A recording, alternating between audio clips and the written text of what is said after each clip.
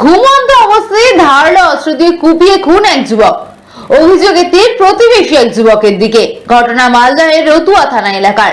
কি কারণে খুন খতিয়ে দেখছে রতুয়া থানার পুলিশ। গভীর রাতে বাড়িতে ঢুকে এক যুবককে ধারালো অস্ত্র দিয়ে কুপিয়ে খুন। ঘুমন্ত অবস্থায় বিছানাতেই এলোপাথারি কোপ। খুনের অভিযোগ প্রতিবেশী যুবকের বিরুদ্ধে। চাঞ্চল্যকর ঘটনাটি ঘটেছে মালদার রতুয়া থানার গোপালপুর ভেসপাড়া এলাকায়। মৃত যুবকের নাম ছোটন মাঝি, বয়স 28। পরিবার সূত্রে জানা গিয়েছে অন্যান্য দিনের মতন গতকাল রাতে খাওয়া দাওয়া করে ঘুমিয়ে পড়েন ওই যুবক। রাত 11:30 নাগাদ প্রতিবেশী যুবক সাগর মণ্ডল বাড়িতে ঢুকে ঘুমন্ত অবস্থায় ছোটন মাঝিকে ধারালো হাসুয়া দিয়ে প্রথমে গলায় আঘাত করে, এরপর সারা শরীরে এলোপাথারি আঘাত করতে থাকে। আক্রান্ত যুবক চিৎকার করলে অভিযুক্ত যুবক পালিয়ে যায়।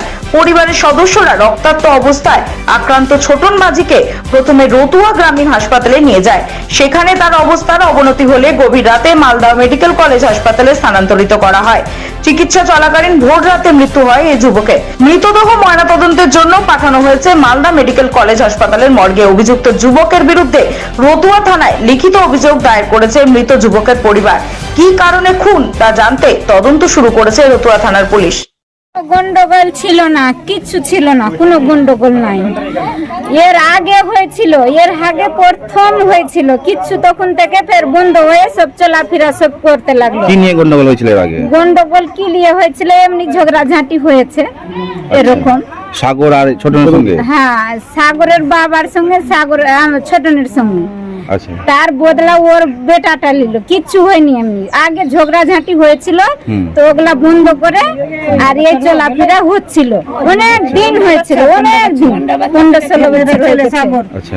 আর এই ওই সব ওগুলা সব বাদ দিয়ে সবাই চলাফেরা করতে লাগলো ভালো মন্দ। ওর বাড়ি হয়ে যাচ্ছে, ওর বাড়ি এর বাড়ি এই আসছে। ইয়েতে মধ্যে কি হয়েছে না হয়েছে জানি না, কিচ্ছু হয়নি, জানতে পারিনি, কিচ্ছু না, কিচ্ছু হয়নি। কালকে রাতের ঘটনা কি? কালকে রাতের ঘটনা আমার মা বলতে। আপনার নাম? আমার নাম অনিমা মাঝি। যে মারা গেছে ও ওই ভাই হয়, আপনার ভাই? ছোট ভাই।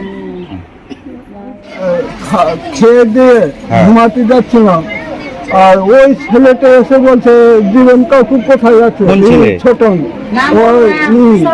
সাগর মণ্ডল। আচ্ছা।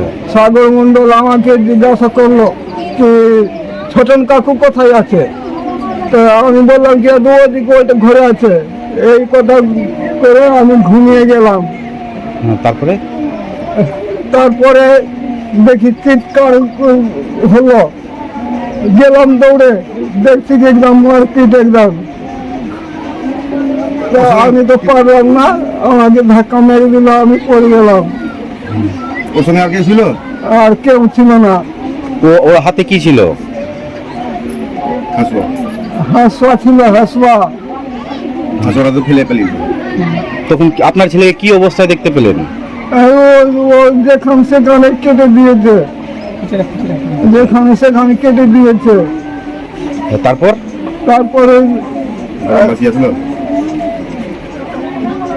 গ্রামবাসী আসলো না? হ্যাঁ, তারপরে গ্রামবাসী আসলো, হসপিটাল নিয়ে গেল। হ্যাঁ, হসপিটাল নিয়ে গেল। তারপরে আপনার ছেলের নাম কি?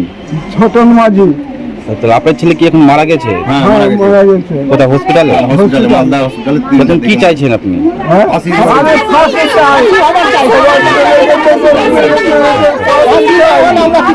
দরকার পড়লে আমরা রোড জাম করবো আজকে। আপনার নাম? গোপেন মাঝি। আপনার ছেলের কি বিয়ে হয়েছিল? না, ও ছেলে আপনার?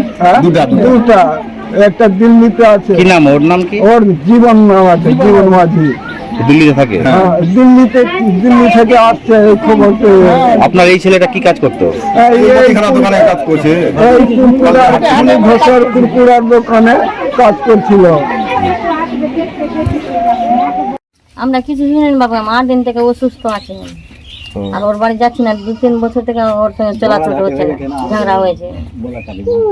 যে সাগর যে মেরেছে ছোটনকে, তো সাগরের বাড়ি এটাই আপনার বাড়ির পাশেই? হ্যাঁ, ওটা। বাড়িতে ওর কেউ নেই? না, দেখুন বাবু, কখন থেকে নেই? সবাই সকাল থেকে আসছে, বলছে নাই। বাড়ি ছেড়ে পালিয়ে গেছে? হ্যাঁ। কি নাম আপনার দাদা? আমার কনিকা মন্ডল।